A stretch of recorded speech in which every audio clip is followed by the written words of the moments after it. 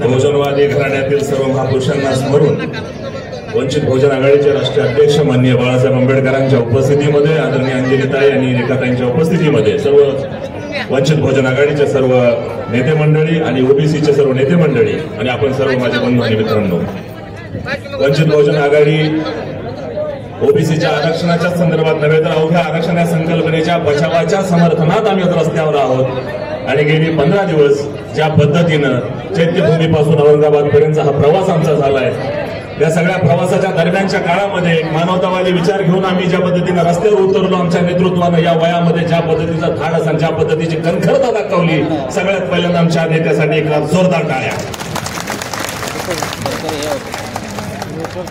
आम्ही धडधाकड तरंगारे करते सुद्धा आम्ही आजारी पडलो, साहेबांना साधी शिंग पण नाही।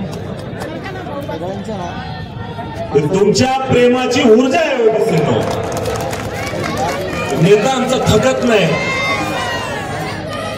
पण मी आंबेडकरी चळवळीला अवघ्या यात्रेमध्ये सांगायचा प्रयत्न केला की आरक्षणाच्या संरक्षणासाठी, आरक्षणाच्या निर्मितीसाठी सर्वात जास्त जर झटलंय कोण, थटलंय कोण, अडलंय कोण, लढलंय कोण, तर ती आंबेडकरी चळवळ आहे। आणि हे लेकरू आम्ही जन्माला घातलंय, आंबेडकरी कार्यकर्त्यांनी जन्माला घातलंय। ह्याच्या संरक्षणाची, ह्याच्या हिफाजतीची नैतिक जबाबदारी आम्ही मानतो आणि म्हणून आम्ही आरक्षण बचाव यात्रेचं आयोजन केलेलं आहे। या आरक्षणाच्या यात्रेच्या दरम्यानच्या काळामध्ये महाराष्ट्राच्या वेळेला 2 ओबीसी आणि मराठ्यांच्या मध्ये जो विभागला दिसला, आम्ही अनेक ठिकाणी भाषणे केली आणि सगळ्यांना समजून सांगायचा प्रयत्न केला। आज त्यातला थोडासा दुजोरा देऊन आम्ही एक वार्ता गणित सांगतो। 90च्या दशकात मंडल आयोगाच्या शिफारसी लागू जायला या कर्तृत्वानंतर जे पहिलं दशक झालं 91 ते 99 त्या दरम्यानच्या काळामध्ये ओबीसी या शब्दाचं सगळ्यात जास्त चळवळीत रूपांतर कोणी करून काम केले,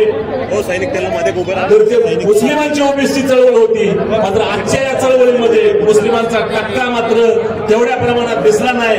एक मुस्लिम कार्यकर्ता, ओबीसी कार्यकर्ता म्हणून ज्या गोष्टीचं दुःख व्यक्त करत मी मुसलमानांना या मंचावरून खुलं आव्हान करतो की मुसलमानो, तुम चाहो ना चाहो, आरक्षण के मुद्दे पर तुम्हें अपना स्टैंड क्लियर करना होगा। तुम्हें ये सोचना होगा कि तुम्हें साथ किसका लेना है। ये राजनीति है, किसी की बटकी नहीं। ये राजनीति है, ये किसी के हाथ के नीचे की खिलौना नहीं। राजनीति के अंदर हमारी भूमिका हमारे मुस्तकबिल को तय करती है।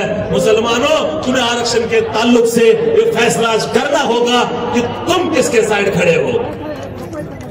ये आरक्षण इस दुनिया के अंदर मानवतावाद को आरक्षित करने वाला, मानवतावाद को जिंदा रखने वाला और जो पिछड़े हैं उनको आगे चलने वालों के बराबरी में लाके खड़ा करने वाला ये सबसे बढ़िया और सबसे कीमती नगीना है।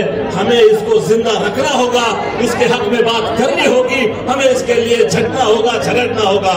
और तुम्हारा ये फर्ज बनता है कि इंसानियत के खातिर हमारे सबसे ज्यादा पिछड़े हुए कौमों के अंदर से जो भी हमारे लायक लोग हैं उनको हमें आगे खींचना है, आगे लाना है। तो उसके लिए हम सबको इस आरक्षण की संकल्पना के ऊपर रास्ते पे उतरना होगा।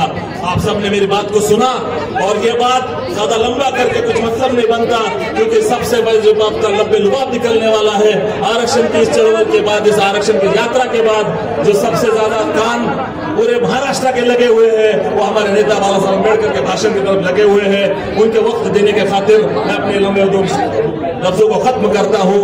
जय भीम, जय भारत।